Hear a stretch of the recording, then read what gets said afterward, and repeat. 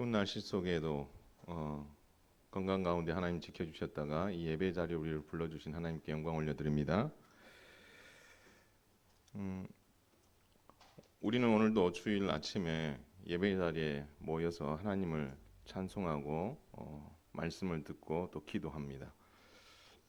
하나님께서 예수님께서 우리를 현흥교회로 부르셔서 예배하게 하시고 기도하게 하시고 교제하게 하시고 전도하게 하신 이유는 지상 명령을 감당하는 데 목적이 있지만 또 다른 하나는 한번 따라서 하겠습니다. 함께 행복한 믿음 생활을 하게 하기 위함이다. 믿으시기 바랍니다. 예, 행복한 믿음 생활을 하게 하시려고 하나님 우리를 불러주셨다. 다른 말로 말하면 함께 한 몸을 이루게 하신 이유를 에베소서는 이렇게 이해합니다. 한 성도가 완전한 어떤 사람이 되게 하시려고, 온전한 사람이 되게 하시려고 우리를 불러 모으셨고, 그리스도의 장성한 분량이 충만한 경지에 이르도록 하시기 위해서 하나님께서 우리를 부르시고 그리고 교회 공동체로 이끄셨다라고 말씀하고 있습니다.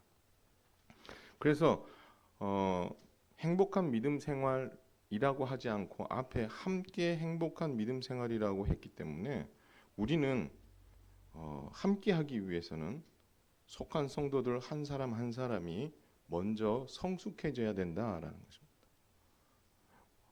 단 한 번의 예수님을 믿음으로 말미암아 180도 확 바뀌어서 완전히 예수님과 똑같은 사람이 되는 존재는 이 땅에 아무도 없습니다. 우리는 예수님을 믿음으로 성도라 불리게 되었지만 그럼에도 불구하고 성숙한 그리스도인이 되기 위해서 애써야 된다라고 말씀하는 거죠.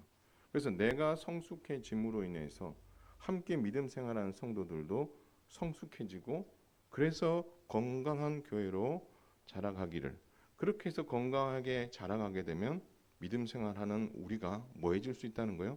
행복해질 수 있다라는 것입니다. 그래서 우리는 지난주에 성도는 창조의 목적에 따라 살아갈 때 성숙한 성도의 삶을 살 수 있다고 했습니다. 그 창조의 목적을 따라가는 삶이 무엇입니까? 첫째는 창조주 하나님을 뭐 하는 겁니까? 기억하는 겁니다.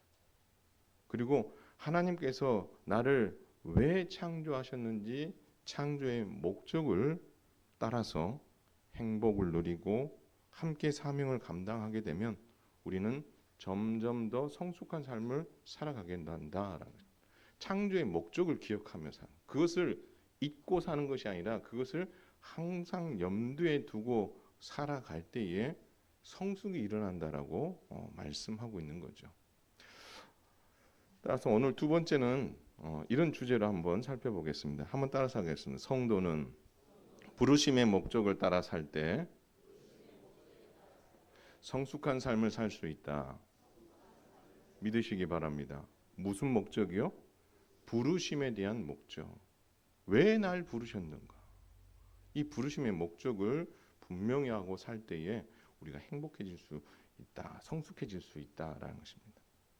우리가 학창 시절에 배웠던 세계 4대 문명 중에 우리 메소포타미아 문명이라는 게 있습니다. 가물가물하시고 오랜만에 들어보는 그런 말일 수 있습니다.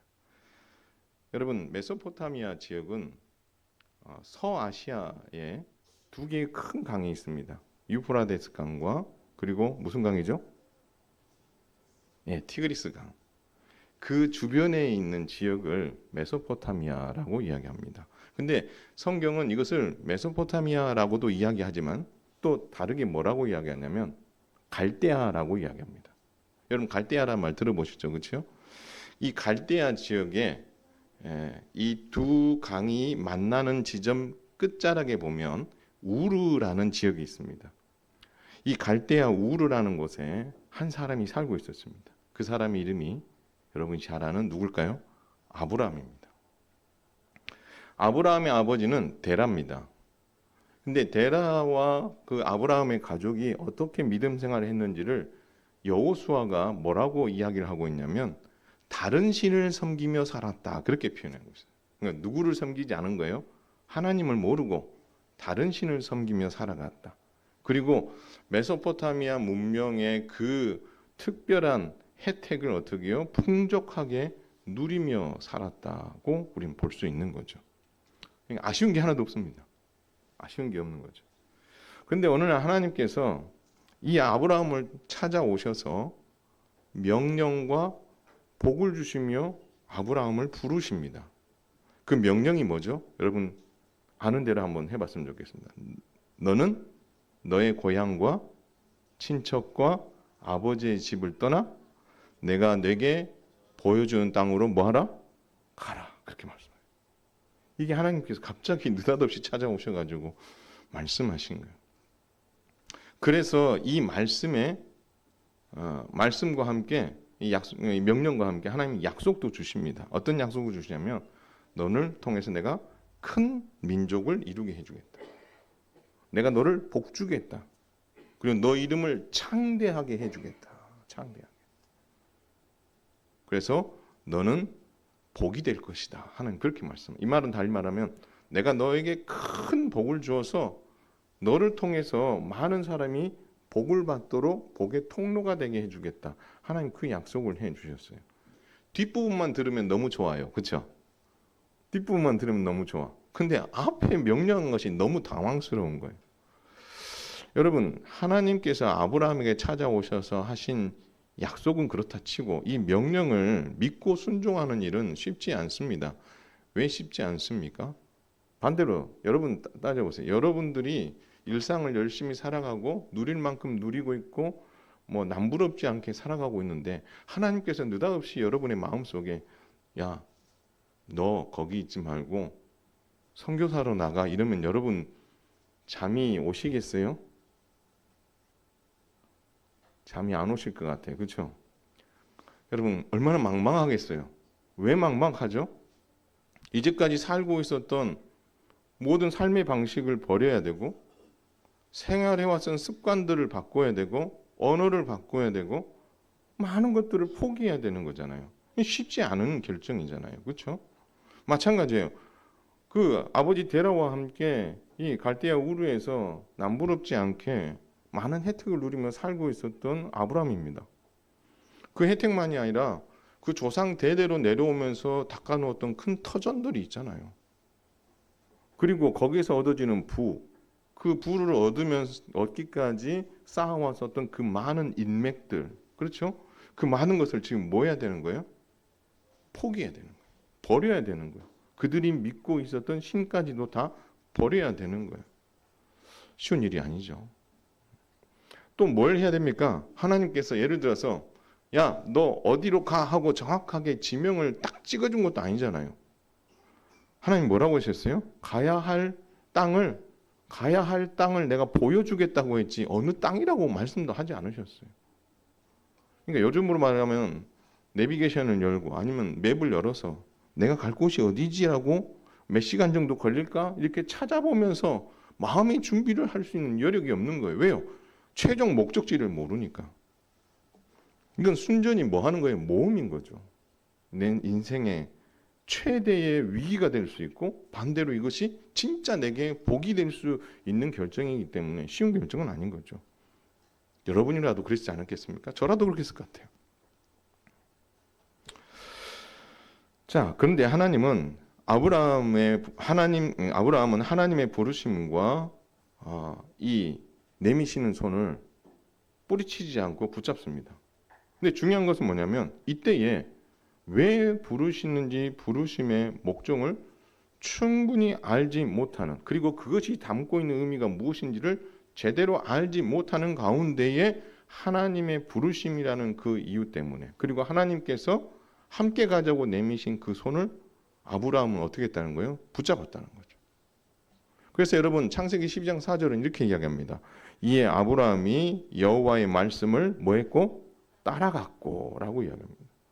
히브리서 11장 6절은 이렇게 이야기합니다. 믿음으로 아브라함은 부르심을 받았을 때, 그렇죠? 오늘 부르심을 받았을 때에 순종하여 장래의 유업으로 받을 땅에 나아갈새 갈 바를 알지 못하고 나아갔으며, 그러니까 어디로 가는지도 모르고 주님 부르시니까 그 부르심에 그냥 어떻게요? 예스 하고 그 손을 붙잡고 따라갔다라는 것입니다. 여러분 이것을 느헤미야가 뭐라고 이야기하냐면 이렇게 이야기합니다. 하나님께서 옛적에 아브라함을 택하셨고 갈대아 우르에서 인도하여 내셨으며 하나님께서 믿음을 주셨기 때문에 이 일들이 가능했다라고 느헤미야는 해석합니다. 그러니까 아브라함이 이 선택을 할 수 있었던 것은 아브라함이 되게 믿음이 좋아서가 아니라 누가 그걸 하게 하셨다는 거예요? 하나님께서 그의 마음 내에 감동을 주셔서 하나님께서 내미시는 그 손을, 그 부르심의 손을 어떻게 해요? 붙잡고 따라갔다라고 말씀하고 있습니다. 자, 여러분 그렇게 돼서 결국 하나님께서 어디로 데려가셨죠? 가나안 땅으로 데리고 가셨어요. 여러분 가나안 땅에 데리고 갔었을 때 하나님께서 그 가나안 땅에 도착한 아브라함에게 약속의 말씀을 주십니다. 75세의 나이입니다.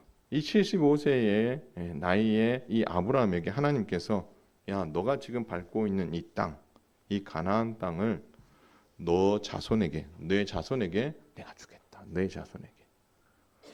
여러분 그러면 내 자손이라고 하면 아브라함에게는 뭐가 있어야 돼요? 자식이 있어야 돼요. 근데 자식이 있어요, 없어요? 자식이 지금 없는 상황인데 하나님께서는 내 자손에게 이 가나안 땅 너에게, 너만이 아니라 네 자손에게 내가 주겠다라고 하나님 말씀하셨습니다. 여러분 너무 황당한 약속일 수도 있어요. 그리고 큰 민족을 이룬다고 했어요. 내가 무슨 큰 민족을 이루지? 그리고 더 나아가서 이것을, 이 땅을 내 후손들과 자손들에게 주신다? 이건 완전히 뜬구름 잡는 이야기고 내 생에는 일어나지도 않을 일이기 때문에 이것은 어떻게 보면 나하고는 전혀 상관없는 듯한 그런 어떤 메시지처럼 들릴 수 있어요. 근데요, 아브라함은 그 하나님의 메시지를 가볍게 여기지 않았습니다. 하나님께서 자신을 부르신 그 목적을 어떻게 해요? 따라서 하겠습니다. 항상 기억했다. 항상 기억하고 있었어요. 하나님 나를 큰 민족 삼게 해주시고 내 자손들에게 이 땅을 주시겠다고 하면 하나님 나는 지금 뭐가 없습니까? 자식이 없어요. 그러면 뭐 달라고 기도를 했겠어요? 자식을 달라고 기도하지 않았겠어요? 아니나 다를까 여러분 오랜 시간 그걸 가지고 이 약속을 붙잡고 기도합니다. 하나님의 약속이 시간이 가면 갈수록 이루어지지 않게 되자 아브라함의 마음도 초조해지는 거죠. 그래서 아브라함의 마음에 의문도 생기고 질문도 생기는 거예요. 그런데 여러분 아브라함에게 이런 질문과 의문이 생기는 것은 아브라함이 믿음이 없다라고 우리가 치부하기보다 여러분 하나님께서 주신 약속의 말씀 그리고 하나님께서 부르신 목적 나에게 큰 민족을 이루고 복을 주고 창대하게 하고 내 자손에게 이 땅을 주시겠다고 한 이 큰 그림 이 하나님의 이 부르심과 이 약속들을 가볍게 여겼다면 그는 이런 질문도 하지 않는 거죠. 그는 이것을 어떻게 해요? 정말 소중하게 여겼고 이것을 집중한 거죠. 그렇기 때문에 여러분 아브라함이 하나님 앞에 질문할 수 있었던 거예요. 그거에 아무런 관심이 없으면 질문도 없는 거죠. 여러분 공부를 해봐서 알잖아요. 공부할 때 질문을 잘해야 된다 그랬어요. 왜 질문을 잘해야 되죠? 그 질문에는 뭐가 담겨 있어요? 나의 실력이 담겨 있어요. 그래서 질문을 정말 잘해야 돼요. 이상한 질문하면 자기 실력이 다 드러나게 돼 있어요. 자, 근데요. 아브라함이 이 질문을 가졌다는 것은 하나님께서 그에게 주신 이 부르심이 과연 뭘 의미하는가? 그러려면 하나님께서 내게 자손을 주시겠다고 하셨을 건데 그러면 왜 자손을 주시지 않는 거지? 언제 주시는 거지? 그걸 가지고 뭐 했다는 거예요? 거기에 마음을 집중하고 거기에 기도하는 중에 이런 질문들이 생기는 거지 아무 생각이 없었으면 이런 질문이 있을 수 없는 거죠. 결국 여러분 아브라함은 그가 가지고 있었던 질문을 하나님 앞에 내어놓게 되고 그 질문이 뭐로 바뀌냐면 믿음과 확신으로 바뀌면서 그가 점점 더 성숙한 사람이 돼가는 거예요. 그러니까 출발이 뭐예요? 하나님이 왜 나를 부르셨는가? 이 부르심의 목적에 관심이 없었다면 질문도 없고 그 다음 단계가 없는데 거기에 어떻게 집중함으로 말미암아 하나님 그럼 내가 뭘 하기를 원하십니까? 하나님께 계속해서 물었고 그 물음이 결국 확신과 믿음으로 바뀌어서 그는 성숙의 단계로 나아가게 되었다라는 것입니다. 그 성숙의 단계로 나아가는 가운데에 하나님께서는 아브라함에게 두 가지 언약을 맺으십니다. 그 첫 번째 언약이 우리가 잘 아는 무슨 언약이죠? 무슨 언약입니까? 아시면서 왜 대답을 안 해주세요? 횃불 언약입니다. 횃불 언약. 여러분 두려워하고 있습니다. 아브라함이 두려워하고 있는 아브라함에게 75세의 아브라함을 처음 부르셨던 하나님께서 한 10년이 지났을 때에 하나님께서 두려워하고는 아브라함에게 찾아가서 이렇게 말씀합니다. 아브라함아 두려워하지 마라. 나는 너의 방패고 너의 큰 상급이다. 이 말은 뭐냐면 나만 믿으라 이 말인 거죠.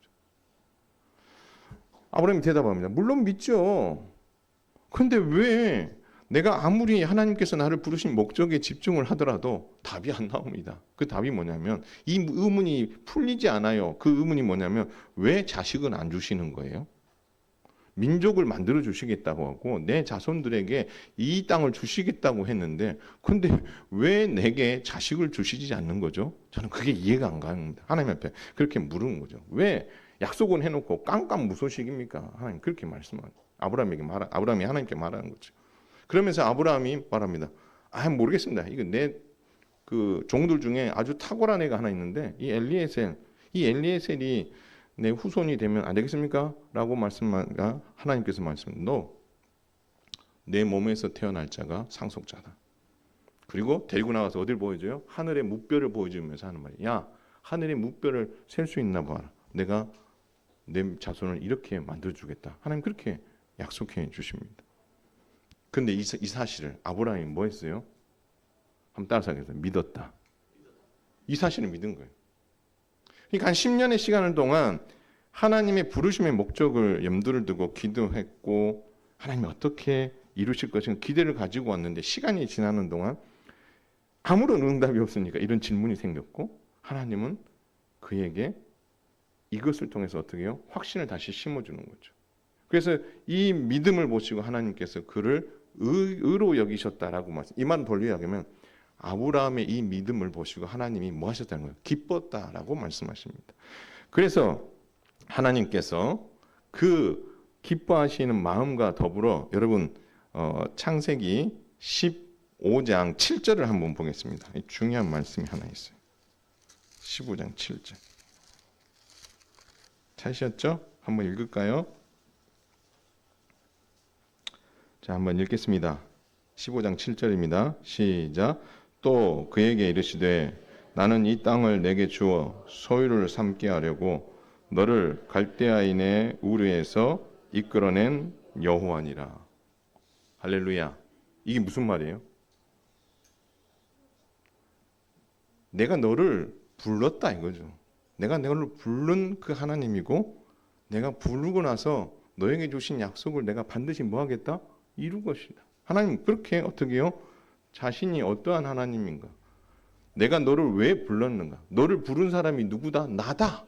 그러니 나를 믿어라. 하나님 그렇게 말씀하시는 거예요. 그래서 그 다음에 어떻게 횃불 언약을 맺으면서 아브라함에게 내가 이 약속 반드시 지킨다. 그렇게 말씀해 주시는 거죠. 그러니 어떻게 해요? 이 질문에 대한 해답을 얻고 나서 해소가 되니 그가 한층 더 성숙해지는 거죠. 그 출발이 뭐였어요? 하나님이 나를 왜 부르셨는지 부르심의 목적에 집중했기 때문에 가능했다라는 거죠. 그리고 나서 한 10여 년이 더 지났습니다. 아브라함 나이 99세가 됐습니다. 아들이 있었어요? 없었어요? 없었어요. 답답하죠? 하나님께서 또 찾아오십니다. 그리고서 하나님께서 여러 가지 말 주시는 거예요. 아브라함 이름을 아브라함으로 바꿔주시기도 그래서 어떻게 너 여러 민족의 아버지가 될 거야 이런 이야기도 해주시고 내가 있잖아 내 후손들에게 이 땅을 반드시 줄 거야 이런 약속도 하시는 거죠. 그러면서 하나님께서 한 가지 제안합니다. 모든 남자들 다 할례를 행해라. 할례를 행한다는 게 뭘 의미합니까? 내가 너하고 방금 하고 벌써 24년 전에 약속했었던 그 약속 횃불 언약 때 약속했었던 그 약속 내가 반드시 지킬 거야. 이 언약은 내가 반드시 지킨다. 그것을 어디다 새기는 거예요? 몸에다 새기는 거예요. 몸에다 새기면 지워져요, 안 지워져요? 안 지워져요. 하나님 뭐라는 거예요? 하나님 내가 이걸 반드시 지킨다. 하나님 그렇게 말씀하시는 거예요. 그러면서 하나님께서 한 가지 더 약속을 탁 던지십니다. 그건요, 내년 이맘때에 내가 누구를 안게 될 것이다? 사라가 이삭을 그의 품에 안게 될 것이다 하는 그 약속을 주시는 거죠. 그러면서 이 약속을 믿죠. 믿었기 때문에 아브라함이 바로 가서 뭘 시행했어요? 할례를 시행하는 거죠. 할례를 시행했다는 건 뭐예요? 이 사실을, 이 약속을 내가 뭐 한다는 거예요? 믿는다라는 거죠.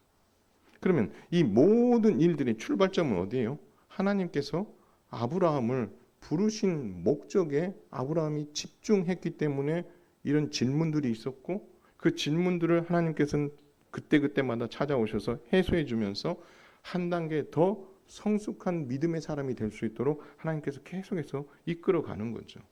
여러분, 아브라함이라고 처음부터 믿음이 막 이렇게 좋은 사람이 아니었어요. 물론 기본적인 믿음은 있었죠. 그러나 하나님께서는 그를 어떻게 계속해서 믿음의 단계를 높여 가시는 거예요.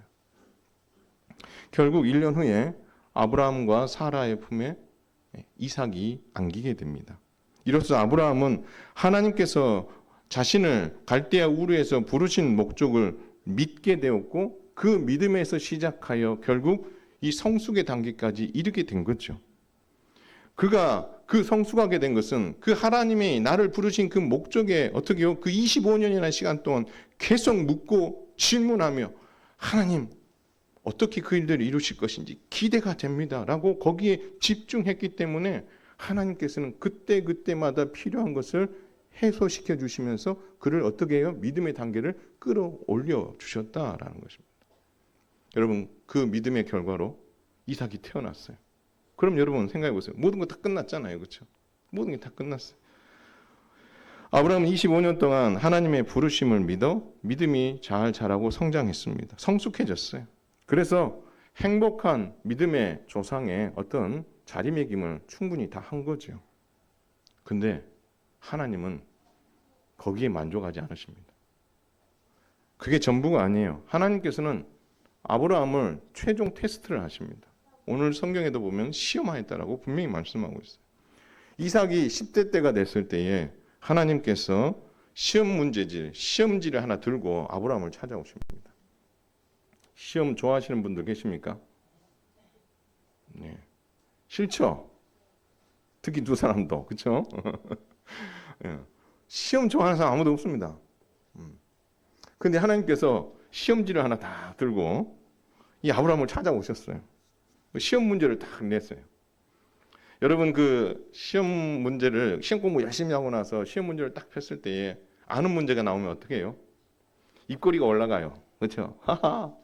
근데 딱 폈는데 어려운 문제가 나오면 어떡하죠? 망했다. 이 생각이 들잖아요. 제가 대학 시험을 보는데요. 그때는 학력고사 시대예요. 그래서 내가 선택한 학교, 선택한 과에 가서 시험을 봐요. 그래서 시험 보고 합격하면 합격이고 떨어지면 그냥 끝이에요.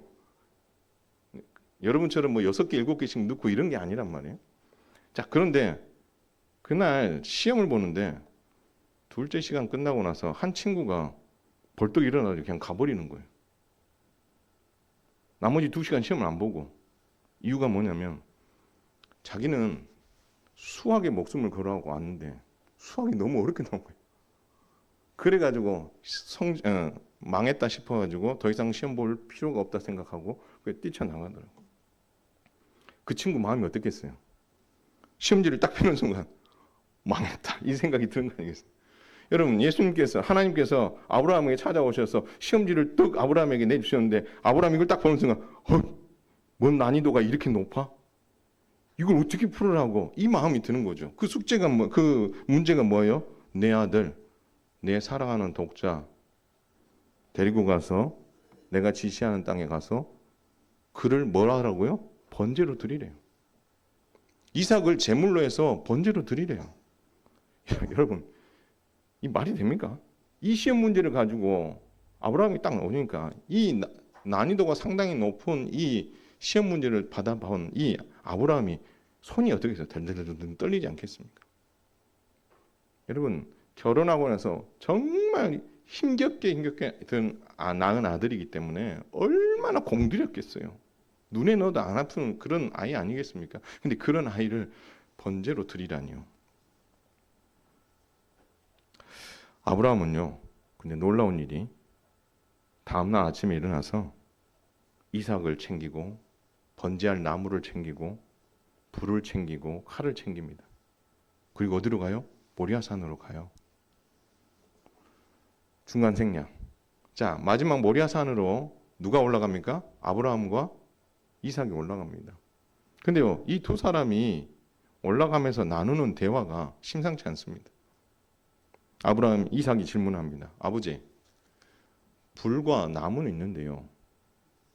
번제에 쓸 어린 양은 어디 있습니까? 그러니까 이 이삭이 번제가 뭔지를 아는 거죠. 그래서 다른 건 다 준비되어 있는데 제일 중요한 번제가 제물이 없네요. 아버지한테 이렇게 물은 거예요. 그랬더니 여러분 이 말이요. 그냥 쓱 읽으면은 그렇게 질문하고 말았구나 싶지만 여러분 다음에 어떻게 내가 행동해야 될지를 뻔히 알고 있는 아브라함의 심정에는 무슨 뭐예요? 비수를 꽂는 말이거든요. 야, 너가 제물이야. 이 말을 할 수가 없잖아요. 그런 가운데 아브라함이 이런 말을 합니다. 번제할 어린 양은 하나님께서 자기 자신을 위하여 친히 준비하시리라. 할렐루야. 이걸 뭐라고 그래요? 우리가 여호와 이레라고 이해합니다. 아브라함 말합니다. 하나님께서 준비하실 거야. 여러분 이 말을 할 때 아브라함의 심정을 생각하면서요. 그러나 이 아브라함이 이 아들을 드려야 된다는 것 때문에 힘겹지만 이 일이 출발이 어디 있어요? 하나님이 자신을 부르신 목적에서부터 이렇게 짚어 올라가다 보면 하나님께서 또 다른 뭔가 특별한 은혜를 준비하고 계실 거라는 믿음은 있지만 그럼에도 불구하고 여호와 이레를 외치면서 그 모리아산으로 올라간다는 건 쉬운 일이 아닌 거죠. 이 대답은요. 아브라함이 하나님의 부르심의 목적을 알고 믿었고 그리고 믿음의 성숙을 이뤄냈기 때문에 할 수 있었던 고백인 거예요. 자, 드디어 아브라함 이삭을 제단에 올려놓고 칼로 죽이려고 합니다. 이때에 여호와의 사자가 다급히 찾아와서 아브라함아 아브라함아 부르시며 스탑시킵니다. 그때에 여호와의 사자가 이런 말을 합니다. 내가 내 아들 내 독자까지도 내게 아끼지 아니하였으니 내가 이제야 내가 하나님을 경외하는 줄 아노라라고 말씀합니다. 하나님께서 뭘 하신 거예요? 아브라함의 믿음을 인정하신 거죠. 야, 너 믿음의 조상이라고 하는데 성숙한 믿음의 조상 맞다. 너 이번 테스트, 이번 시험 통과한 거야. 하나님 그렇게 말씀하시면서 결국 하나님은 이 아브라함을 그의 친구로 삼으시고 동역자로 삼으시고 성숙한 믿음의 조상이 되게 해 주셨다라는 거예요. 여러분 이 기간이 몇 년이냐면 40년입니다. 40년. 하나님께서는 40년 동안 이 일들을 위해서 마지막 이 한 커트 창세기 22장 이거를 위해서 어떻게요? 40년을 준비해 오셨다가 결국 이 일로 인하여서 아브라함이 정말 성숙한 믿음의 사람이라는 것을 하나님께서 확신하자 그에게 어떻게 해요? 야 이제 너와 나는 친구야. 너와 나는 이제 동역자야. 함께 구원 역사에 손잡고 가는 거야. 하나님께서 그렇게 말씀해 주셨다라는 것입니다. 모리아산 번제 사건에서 아브라함이 고백한 여호와 이레, 이삭을 번제물로 드릴 수 있었던 성숙한 믿음은 쉽게 나온 것이 아니에요.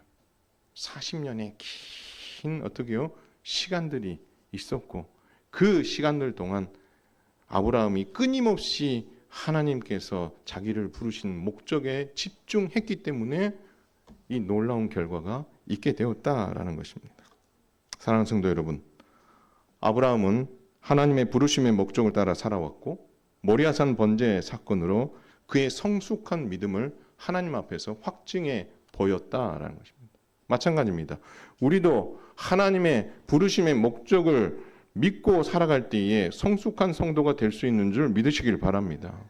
여러분, 우리가 그런 믿음의 자리에까지 나아가는 데 있어서 앞서도 이야기했지만 한 번에 180도 팍 뒤집어지는 게 아니에요. 그것은 회심 사건과 함께 일어나지만 우리가 그 성숙의 단계까지 가는 데 있어서 아브라함도 몇 년 걸렸어요? 40년이라는 시간이 걸린 거죠.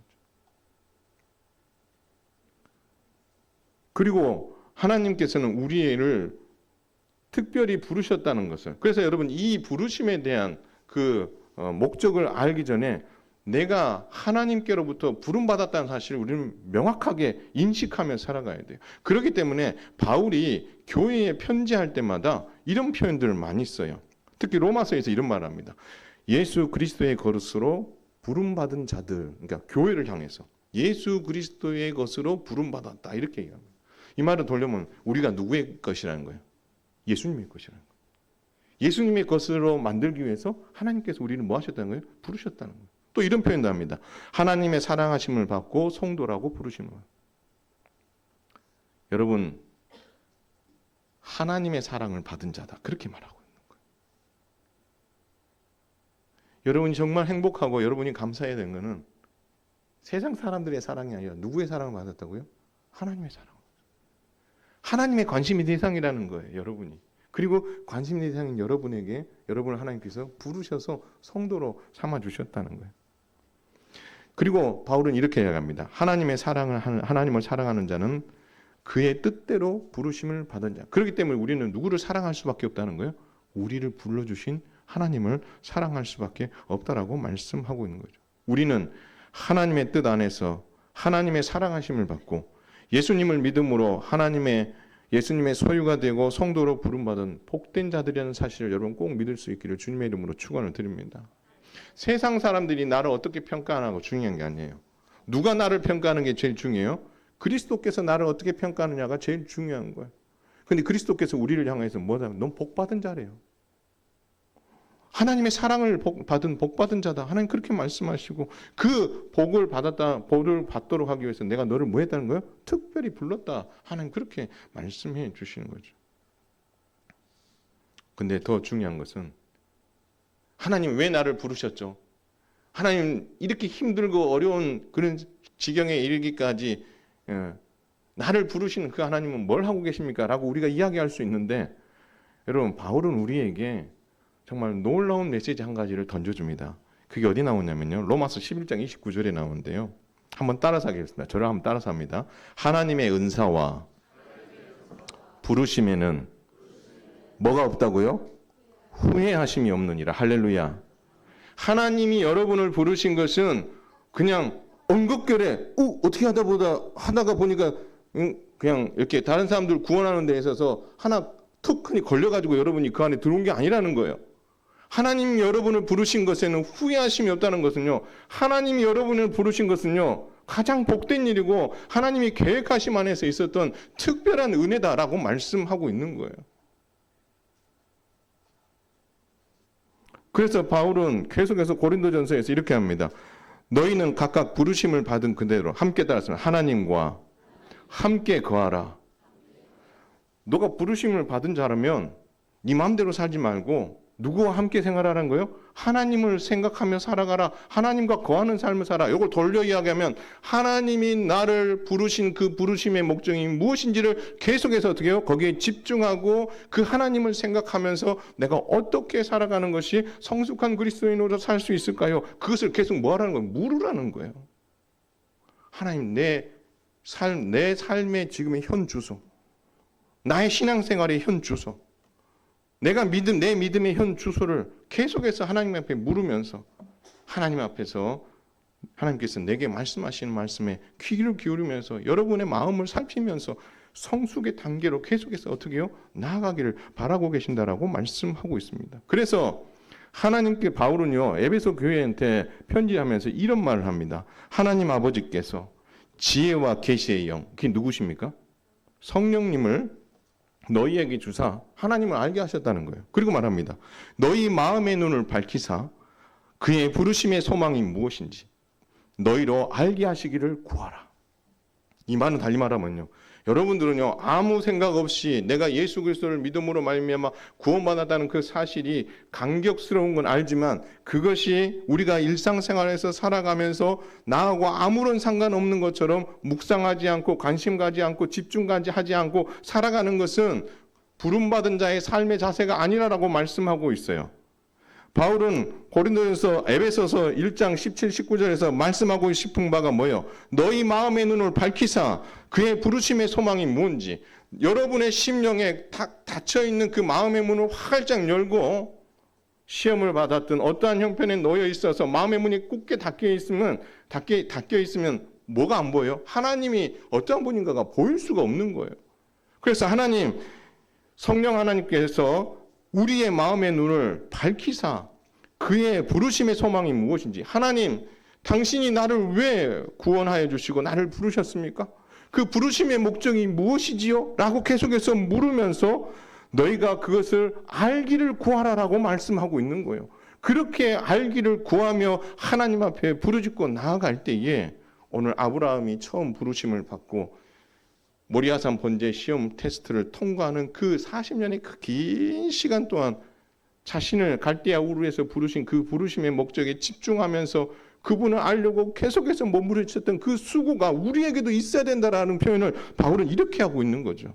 우리는 하나님이 나를 부르신 그 목적에 일상을 살아가면서, 아니 이 예배를 드리면서도 전혀 관심이 없는 이들이 많을 수도 있어요. 근데요, 하나님은 말씀합니다. 바울은 말합니다. 우리에게 아니다. 기도하고 구하라. 뭘 구해? 너희 마음의 눈이 밝혀지기를 구하라는 거예요. 너희 마음의 문이 밝혀지면, 우리의 마음의 문이 밝혀지면 뭐가 보일까요? 우리의 현실이 보이는 거예요. 사람들은요, 믿음 생활하든 일반 삶을 살든 자기 자신에게는 한없이 어떻게 관대해요. 다른 사람들에 대해서는 어떻게 해요? 한없이 비판적이고 정확하게 잘 꼬집어내요. 근데 내 자신은 보지 못해요. 내가 지금 어떤 생각을 하고 있고, 내가 생각하는 이 생각이 성경적인 생각인지 하나님이 기뻐하시는 일인지 전혀 분간을 하지 못하는 이들이 많아요. 왜 그런 줄 아세요? 하나님이 나를 부르신 그 목적에 관심이 없으니까 그래요. 두 번째는 뭔지 아세요? 여러분의 마음의 눈이 열리지 않았기 때문에 그래요. 철저하게 닫혀져 있으니까. 나에게는 대해서는 한없이 정당화시키고 이게 맞다라고 고집을 피우고 있는 거죠. 근데 그게 바울의 눈에는 보인 거예요. 그래서 바울이 하는 말이 뭐예요? 하나님 앞에 구하라. 성령님께 구하라. 뭘 구하라는 거예요? 너희 마음의 눈을 밝혀 주옵소서. 내 신앙생활의 현 주소를 보게 해 주옵소서. 내가 얼마나 추한 자인지, 내가 얼마나 고집이 있고, 내가 얼마나 하나님의 말씀에서 벗어나 있는 악한 자인지를 하나님 보게 해달라는 거예요.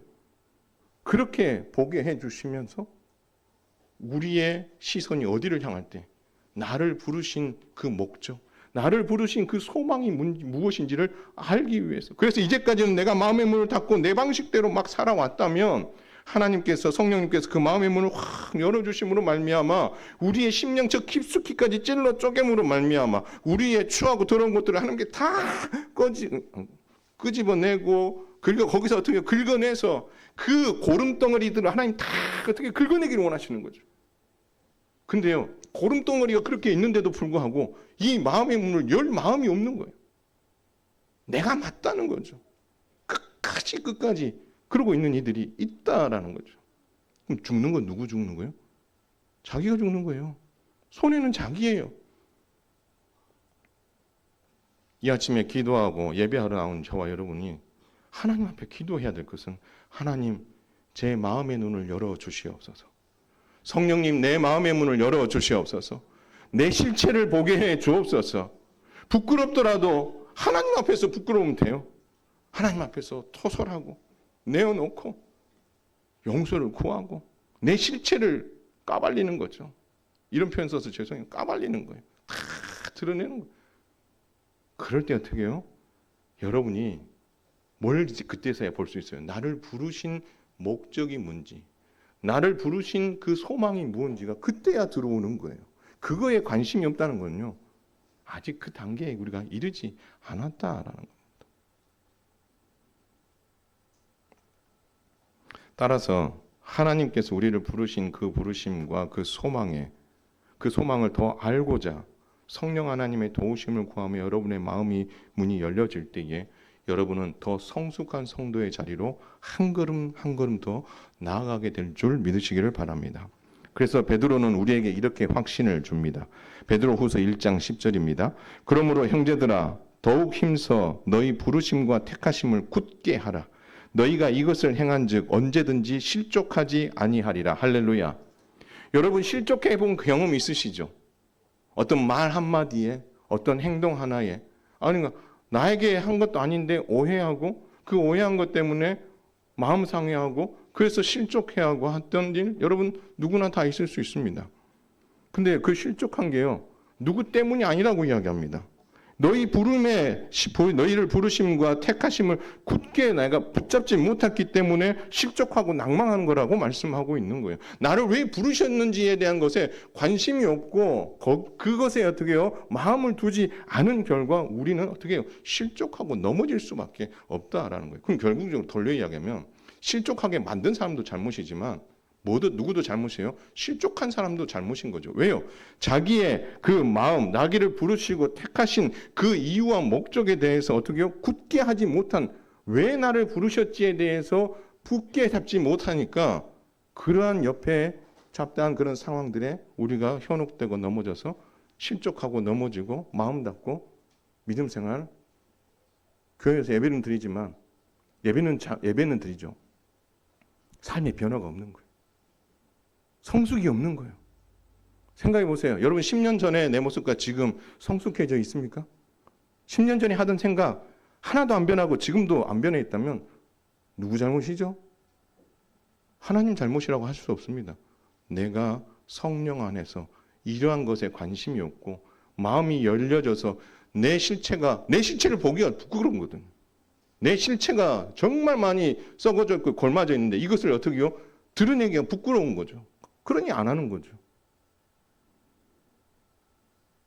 우리가 실족하지 않고 더 성숙한 성도가 되고 자라는 비결은 다른 게 아니에요. 하나님께서 나를 부르신 목적, 성도로 부르신 목적, 그것을 어떻게 해요? 명확하게 할 때에 여러분은 반드시 성숙한 성도가 될 수 있는 거예요.